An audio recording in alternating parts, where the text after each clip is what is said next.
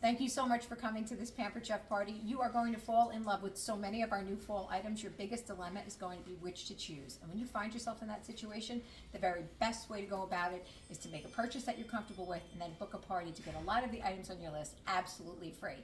If you want the entire catalog, you really need to speak to me about what it would look like to have your own Pampered Chef business, whether that's online or in person. Tonight we're going to make pizza hummus. It's a new fall recipe in our Season's Best recipe book. And this comes with 15 full color photograph recipes, so if you screw it up, you can show your family what it was supposed to look like. In the back, you're also going to get some tips on how to make 5 quick weeknight meals so you have less time in the kitchen and more time to be chasing around the kids doing their homework, because that's where we're headed, right? Okay, so cast iron, this is what I'm going to be using for this recipe. This is going to last a very long time. This is a great asset to any kitchen. Cast iron is meant to be used often, it's meant to be loved forever, and it's meant to be passed down from generation to generation. Now, tonight I am using the 1 quart. This is a great size for any appetizer to make it a showstopper. You can use it for dips, desserts, fruit crumbles, and breakfast foods like those little sausages. Now, our enamel-coated pieces are my personal favorite because of the ease of use. They don't need to be seasoned the way the traditional ones do, and they have a gorgeous coating. So my kitchen is gray. This would match most any kitchen. It matches this kitchen. I'm in my friend John's kitchen right now. And the coating protects it against rust. You can also stick it in the dishwasher, but I do recommend washing it by hand only because it's going to take up precious real estate in the dishwasher. So we offer this piece by itself, but it seems like many customers are gravitating toward the set that we have on sale right now, and that is the 1 quart, the 2 quart, and the 6 quart Dutch oven with the lid, and that's on sale while supplies last. So at the time of making this video, if it's not only there, if it's not there, sorry, okay? And the enamel cast iron is safe to 500 degrees in the oven. And you can also cook acidic foods in enamel cast iron where you cannot cook acidic foods in the traditional. So it is important to note we also do sell the traditional cast iron. We have skillets in 10-inch, 12-inch, and in a grill pan, those with the ones with the ridges. And we have a cast iron sizzle skillet with a gorgeous acacia wood trivet. It comes in a set. Customers love that restaurant feel of bringing it to your table and saying, very hot, hot plate. But it's fantastic for putting a sizzling meal right on the table in front of your guests or your family, and it's also great for dessert. But that acacia wood trivet can be used separate from the sizzling skillet. You could use it as a charcuterie board or to put out some cookies for dessert. Now the traditional cast iron, it is the black ones that need proper seasoning, oiling, heating. They need a lot of care. So if you don't have the time and patience for traditional cast iron, you want to go with the enameled cast iron. Much, much easier. Okay, so we have the oven preheated to 450 degrees. And the next product that I'm going to be showing you is brand new. It is our electric twist and chop. And we all want to do this the minute we all want to do this the minute we play with it. But I have softened cream cheese in my classic batter bowl. This is not a new product. Comes with a lid, comes with a spout and a handle. English on one side, metric on the other. So if you're teaching the kids math, you want to stick to the metric that night. And we have a softened block of 8 ounces of cream cheese with 1 tablespoon of our everything but the pizza seasoning. Now, quick side note, I eat the everything but the bagel seasoning. And the other day, I accidentally put avocado on my plate. I don't normally do that, but I put it on my plate. I sprinkled the everything bagel seasoning, and I had a grilled cheese sandwich. When those 3 flavors hit my mouth, my eyes rolled back in my head like a slot machine, and I started singing I was the wind beneath my own wings. You have to put those flavors together. You have to put those flavors together. Okay, so this is going to be the next viral product that Pampered Chef is coming out with. This is called the electric twist and chop, and many people have food processors at home, but if you're like me, mine's a Cuisinart. It's about this big. It's at the bottom of my whole closet, and it very rarely sees the light of day.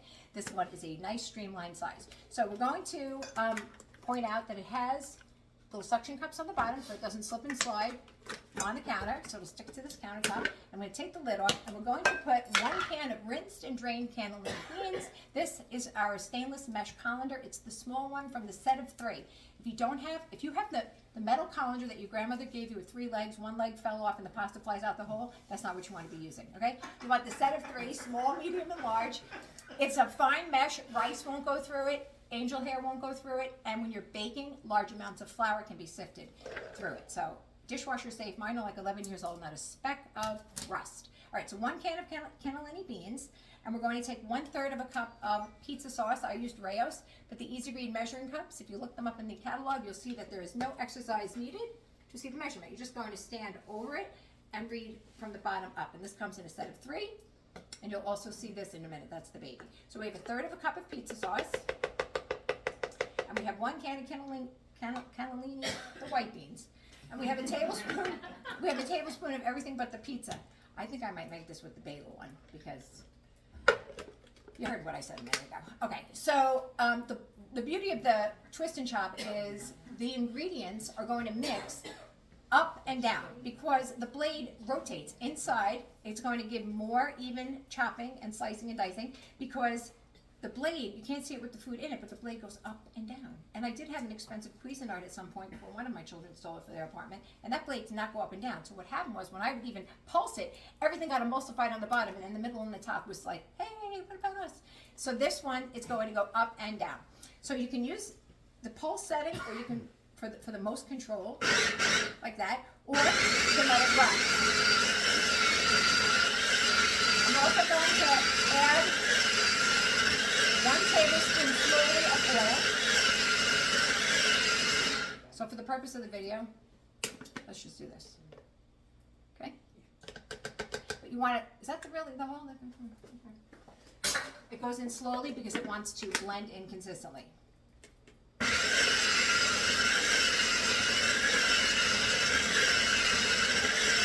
So when what we know and what we think is you're going to appreciate the streamlined size. You'll be able to stick it even where your toaster goes, or if you have a very deep drawer. My girlfriend has a gorgeous kitchen. She has a very deep drawer here that you could put this in. I was going to make a joke, but I don't have one. Okay. Stick it in there. I was going to say you could stick your grandkids in that drawer. Okay. Going to use my small mix-in scraper. This is the perfect size to get in little spaces. So the cannellini beans, it now looks like almost like refried beans, if you will. So we're going to put that as our base layer. Spread that around. And again, I'm using the 1 quart. So if you're having a big party, you can double it and use the 2 quart. And even though it's not non-stick, I didn't grease it because there is a tablespoon in the mixture. Then I'm going to take the cream cheese that I softened that also has 1 tablespoon of the everything but the pizza seasoning. And I'm going to spread that on top. And while I do this, I think I'll just hand this off to my sous chef, Richie. Put that on top. And then we're going to put 2 ounces of shredded mozzarella. Now normally I would never buy it like this because this isn't good for our purse or our lifestyle when you're talking about your health. And the reason being is if you look on the ingredient list, you won't be able to see it from there, but there's something in there called powdered cellulose, and that's added to prevent caking. So the first reason why we don't want to buy bagged cheese is it doesn't melt right. Doesn't melt right, doesn't taste right. Second reason, it's always on sale. You get caught up in the 2 for $5, but we know we use 1 cup, put 1 cup back in the fridge, turns into penicillin, right? And then we throw it away. If you buy the block of cheese, take it out of the plastic, put it in tin foil, it will stay indefinitely, and you take off 1 little piece at a time, use it as you need. If it's soft cheese, you want to stick it in the freezer for about 15 minutes before you grate it. We have an assortment of graters. Thank you, Rich. And we're just going to sprinkle it right on top. Now, hard cheese, Pecorino Romano, Locatelli, we all know how expensive that can be. Buy it by the block. Don't let the $11 sticker scare you. Buy it by the block, cut up a little piece as you need. And freshly grated cheese is what happens on a first date, right? They come around and they say, now we're throwing a bowl on the counter, put the lid on when you're done. That's no way to live. Okay. You can laugh out loud.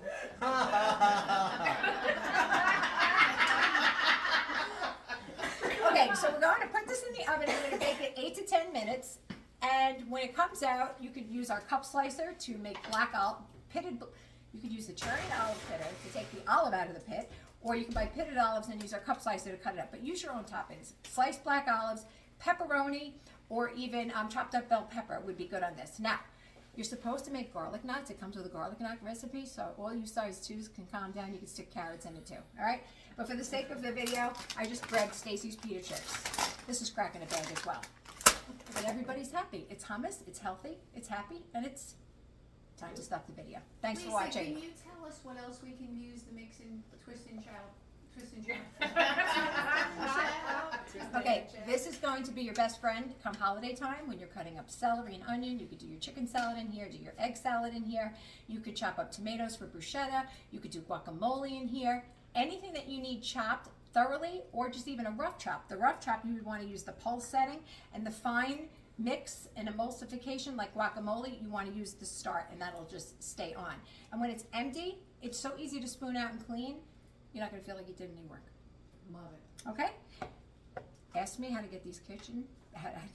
Ask me how to get this kitchen. Ask me how to get these products in your kitchen, because it is my job to help you save the most money possible. Thanks for watching.